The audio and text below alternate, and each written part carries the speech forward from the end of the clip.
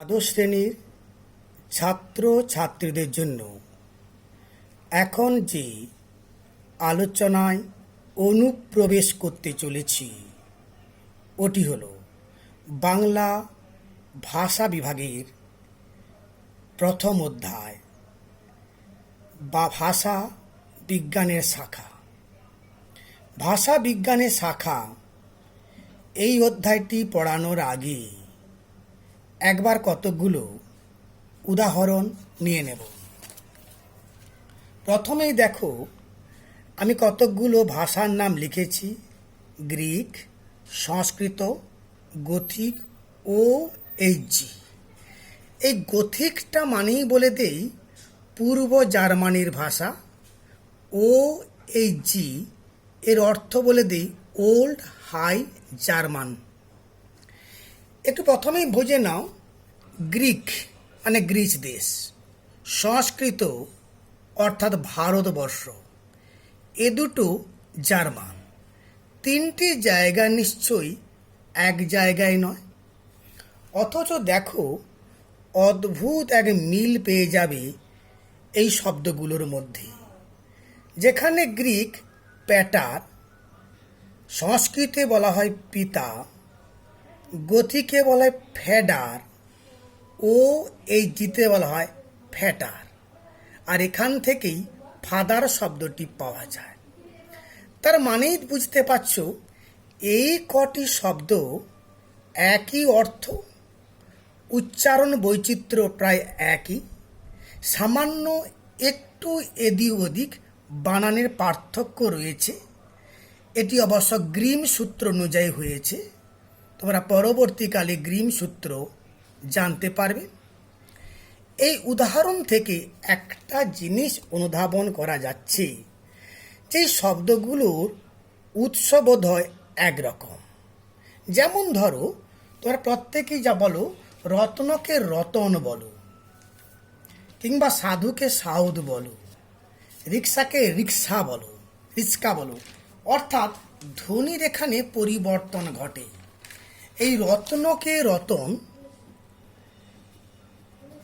এটা কিন্তু আসলে একটা শব্দ। রিক্সা বলছো রিস্কা, তার মানে কি শব্দগুলো এক, উচ্চারণের পার্থক্য রয়েছে। এখানে একই রকম শব্দগুলো এক, উচ্চারণের পার্থক্য রয়েছে। চলে আসব দ্বিতীয় উদাহরণের ক্ষেত্রে। দেখো, সংস্কৃত, প্রাকৃত, অপভ্রংশ, প্রাচীন বাংলা আর বর্তমান বাংলা, এই কয়েকটি শব্দ আমি লিখেছি। তোমরা এই বিষয় সম্পর্কে একাদশ শ্রেণীতে পড়েছ, নতুন করে বলার কিচ্ছু নেই। একটি সাধারণ উদাহরণ নিয়েছি। সংস্কৃত হস্ত থেকে প্রাকৃতে হত্থ, অপভ্রংশে হত্থ, প্রাচীন বাংলায় হাত, আর এখন আমরা হাত বলছি। মানে একটি শব্দ কিভাবে বিবর্তিত হয়ে হয়ে আজকে বাংলা শব্দে পৌঁছেছে তার রেখাচিত্র দেওয়া রয়েছে। চলে এসো পরের উদাহরণে। লিখেছি রাম এই শব্দটি। একে ভেঙে ফেললে র, অ, ম, আ এই শব্দগুলো পেয়ে যাব। আবার রামের সঙ্গে কে বিভক্তি যোগ করলে রামকে পাবো, এর বিভক্তি যোগ করলে রামের পাবো। এগুলোকে দিয়ে একটি বাক্য তৈরি করতে পারি: রাম বড় ভালো ছেলে, রামকে ডেকে আনো, রামের বাবা দশরথ। তাহলে এই শব্দটার গঠন দিকও আমরা আলোচনা করতে পারি। এই তিনটি উদাহরণ যদি একটু মাথায় রাখা যায় তাহলে আমাদের আলোচনা বিষয়ও অতি সহজ হয়ে যাবে। কারণ ভাষা বিজ্ঞানের তিনটি শাখা রয়েছে। ওই তিনটি শাখা সম্পর্কিত আলোচনা এখন করা হবে। বিশেষ করে উচ্চ মাধ্যমিক পরীক্ষায় এখান থেকে প্রশ্ন আসে। তিনটি শাখা কি কি? তুলনামূলক ভাষা সাহিত্য বিজ্ঞান, ঐতিহাসিক ভাষা বিজ্ঞান ও বর্ণনামূলক ভাষা বিজ্ঞান। একটু দেখো, এখানে আমি প্রত্যেকটা ভাষাকে তুলনা করলাম। তুলনা করে একটা সূত্রে পৌঁছাতে চেষ্টা করেছি। এটা হলো তুলনা বিজ্ঞানমূলক ভাষা বিজ্ঞানের উদাহরণ। এটাই দেখো একটি শব্দ কেমন করে বিবর্তন হয়ে হয়ে আর এক শব্দের রূপান্তরিত হচ্ছে, একে আমরা বলবো ঐতিহাসিক ভাষা বিজ্ঞান। আর এটাই দেখো এই শব্দগুলোর গঠন দিক আলোচনা করা হচ্ছে, একে বলা হয় বর্ণনামূলক ভাষা বিজ্ঞান। এখন এই তিনটি ভাষা বিজ্ঞান সম্পর্কিত একটু আলোচনা শুরু করব। প্রথমে চলে আসব তুলনামূলক ভাষা বিজ্ঞান সম্পর্কে। তুলনা কথাটার অর্থ থেকে বুঝতে পারছো যে তুলনা করা হবে এক বা একাধিক বিষয়ের সঙ্গে। এখানে যেহেতু ভাষা রয়েছে, এই ভাষার সঙ্গে তুলনা করা হবে। এই তুলনামূলক ভাষা বিজ্ঞান বিষয়টি শুরু করেছেন স্যার উইলিয়াম জোন্স। এই নাম সম্পর্কে তোমরা অনেক বেশি পরিচিত। ইতিহাসে এশিয়াটিক সোসাইটির নাম শুনেছ। এই সোসাইটির প্রতিষ্ঠাতা এই স্যার উইলিয়াম জোন্স। এখানে একটু তোমাদের একটা কাহিনী শোনাতেই হবে, তাহলে বিষয়টা বোধ হয় প্রাঞ্জল করতে পারবো আমি। স্যার উইলিয়াম জোন্স ইনি পেশায় ছিলেন একজন আইনজীবী। ইনি কলকাতার ব্রিটিশ কোর্টে জুরি হিসাবে কাজ করতেন। তখন বিচার ব্যবস্থা ছিল একটু ভিন্ন স্বাদের। মানে হিন্দুদের বিচার হতো মনুসংহিতায় মেনে, আর মুসলমানদের বিচার হতো কোরআন শরীফ মেনে। অথচ ইংরেজ সাহেবের পক্ষে তিনি না জানেন উর্দু ফার্সি, না জানেন সংস্কৃত, তার পক্ষে আইন বোঝা, ব্যাখ্যা করা এবং প্রকৃত শাস্তি দেওয়া খুবই কঠিন ছিল। ইনি এক কাজ করলেন, সংস্কৃত পড়তে চাইলেন। তৎকালীন দিনে ইংরেজ সাহেবকে সাহস করে কেউ সংস্কৃত পড়াবেন এবং তার জাত চলে যাবে না, এমন ভয় খুব কম মানুষেরই ছিল। তবুও একজন পণ্ডিত মানুষ ইনাকে সংস্কৃত পড়িয়েছিলেন। দুর্ভাগ্যের বিষয়, সেই পণ্ডিত ইতিহাসের পাতায় তার নাম নেই, কারণ তিনি নাম প্রকাশ করে যাননি জাতিচ্যুত হওয়ার ভয়ে। সংস্কৃত পড়ার পরে ইনি পণ্ডিতের কাছে জানতে চাইলেন যে সংস্কৃত সাহিত্যে কেবলমাত্র আইন, বিচার এগুলো কি রয়েছে? পণ্ডিত মশাই তাকে বললেন, সংস্কৃতে সব কিছু রয়েছে। যেমন রয়েছে আইন, তেমন আছে তার গদ্য, নাটক, গল্প, কবিতা সবই রয়েছে। উইলিয়াম জোনসের ইচ্ছা হলো একটি সংস্কৃত গ্রন্থ পড়তে। পণ্ডিত মহাশয় তাকে দিলেন মহাকবি নাট্যকার কালিদাসের অভিজ্ঞান শকুন্তলম নাটকটি। স্যার উইলিয়াম জোন্স ওই নাটকটি পাঠ করলেন। পাঠ করতে করতে তিনি অনুভব করলেন এই লেখা কিন্তু কোনো অংশে শেক্সপিয়ারের থেকে কম নয়, বরং অনেক গুণে বেশি সমৃদ্ধ। তিনি আরও পড়ে অনুভব করলেন এই গ্রন্থটিকে পাশ্চাত্যে পাঠাতে হবে। অনুবাদও করেছিলেন এবং তা পাশ্চাত্যে বিক্রিও হয়েছিল।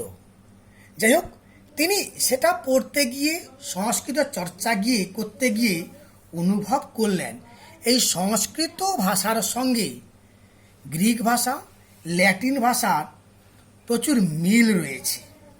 তিনি তার জীবনের শেষ 9 বছর খুবই গুরুত্বপূর্ণভাবে এই আলোচনা তিনি করেছিলেন।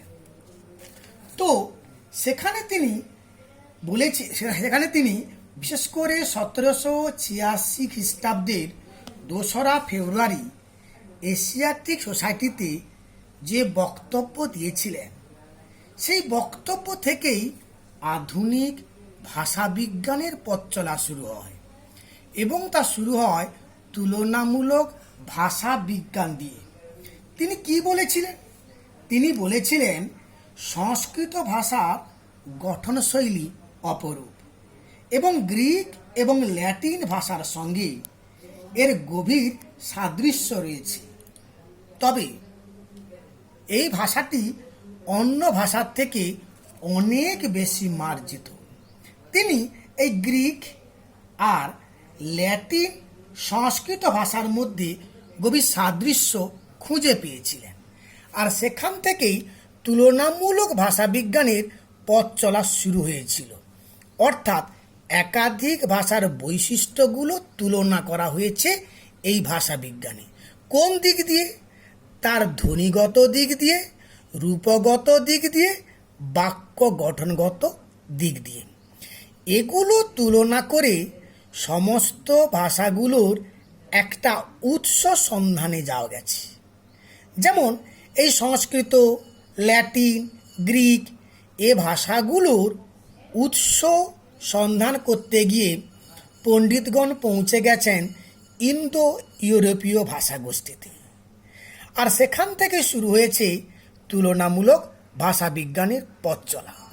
তাহলে তুলনামূলক ভাষাবিজ্ঞান বলতে কি বলবো? না, সমগোত্রজ একাধিক ভাষার পঠনগত রূপকের তুলনামূলক বিচার বিশ্লেষণের সাহায্যে তাদের পূর্বতন বা আদিরূপকে পুনর্গঠন করা হয় যে ভাষা বিজ্ঞানে, তাকে বলা হয় তুলনামূলক ভাষাবিজ্ঞান। এই ভাষাবিজ্ঞান কি কি বৈশিষ্ট্য রয়েছে?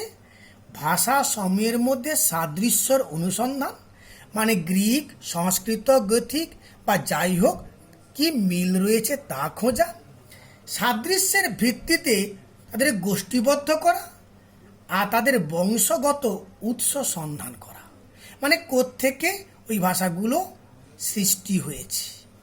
এই যে স্যার উইলিয়াম জোন্স তুলনামূলক ভাষাবিজ্ঞানের পথ চলা শুরু করলেন, একে কিন্তু একেবারে বাস্তবিক প্রয়োগ করেছেন আর.কে. রাক্স বলে একজন বিখ্যাত ভাষাবিজ্ঞানী। তিনি কি করেছিলেন?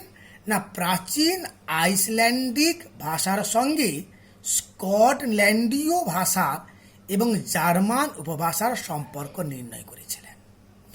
আর একে আরও উন্নত কে করেছিলেন? না, জার্মান অধ্যাপক জেকব গ্রিন। তিনি জার্মান ভাষার তুলনামূলক ব্যাকরণ রচনা করেছিলেন।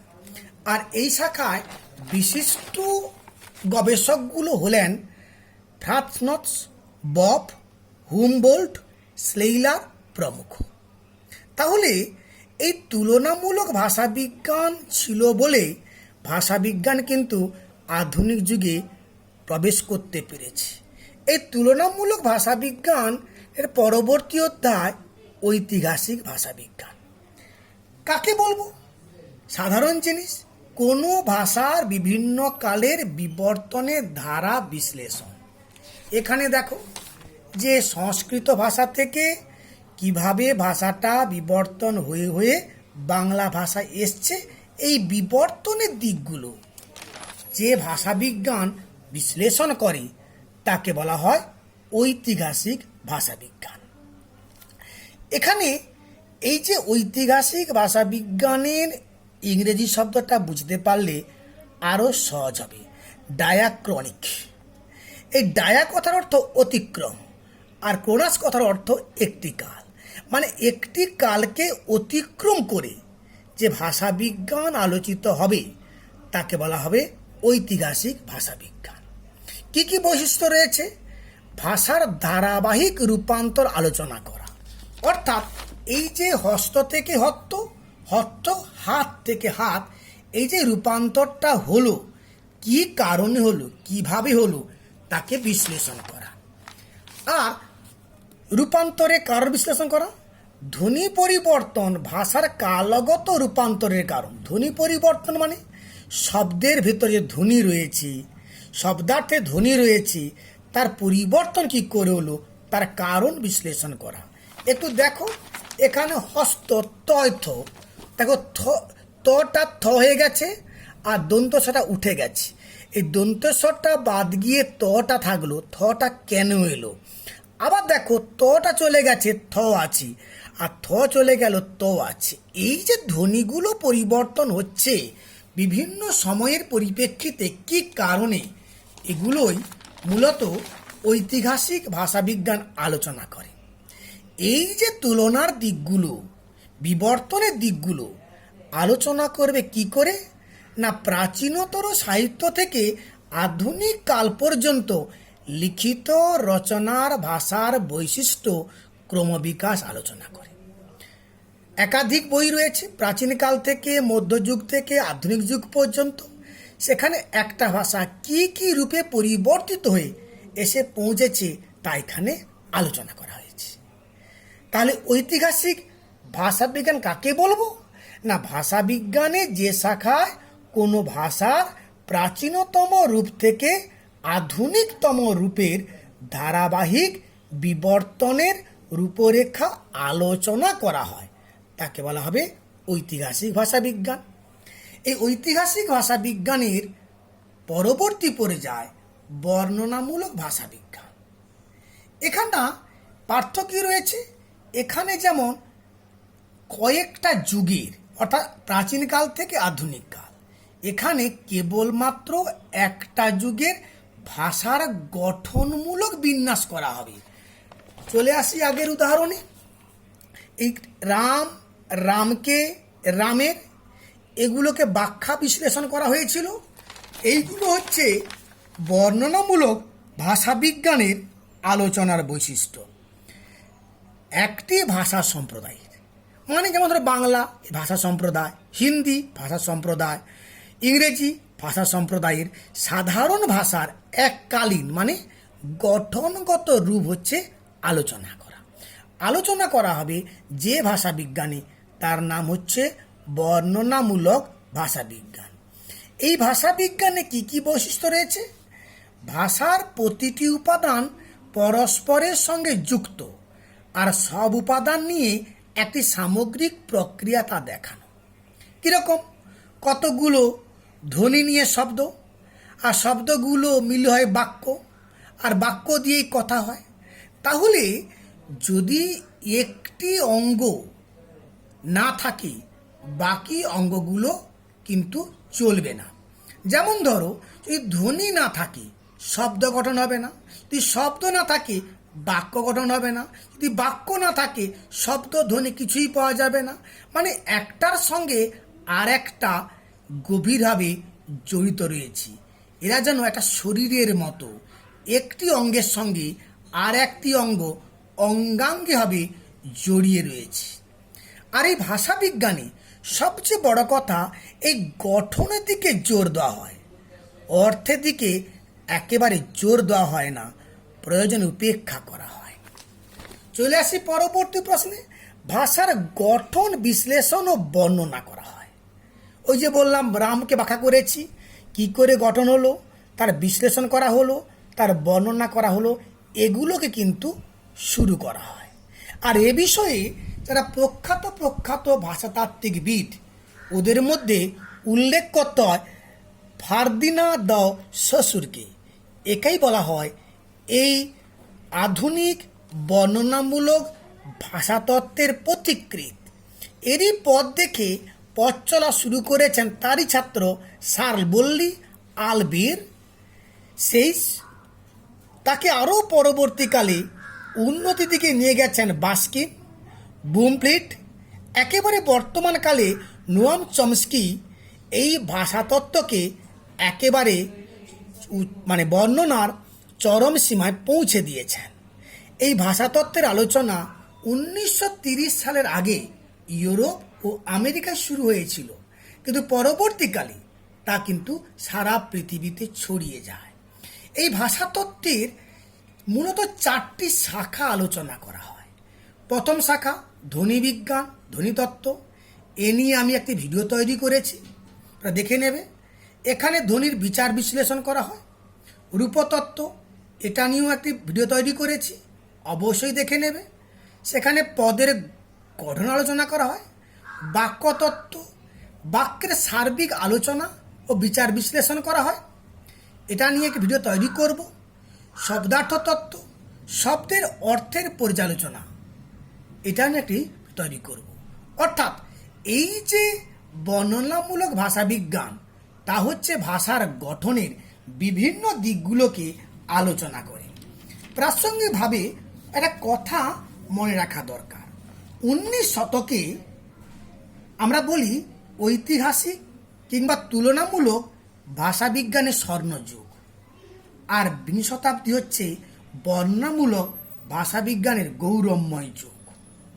19 শতকে ভাষা চর্চায় ভাষাতাত্ত্বিকগণ মনস্তত্ত্ব, জীববিজ্ঞান, সমাজবিজ্ঞানের প্রভাব একেবারে এড়াতে পারেননি। কিন্তু 20 শতকে ভাষাতাত্ত্বিকরা স্বতন্ত্র একটা শৃঙ্খলার সাহায্যে ভাষাতত্ত্বের বিশ্লেষণ করেন। এখানে তারা দেখিয়েছেন ভাষাতত্ত্বের আদর্শ অন্যান্য তত্ত্বীয় শাস্ত্রের উপরেও সমপরিমাণে প্রভাব বিস্তার করে।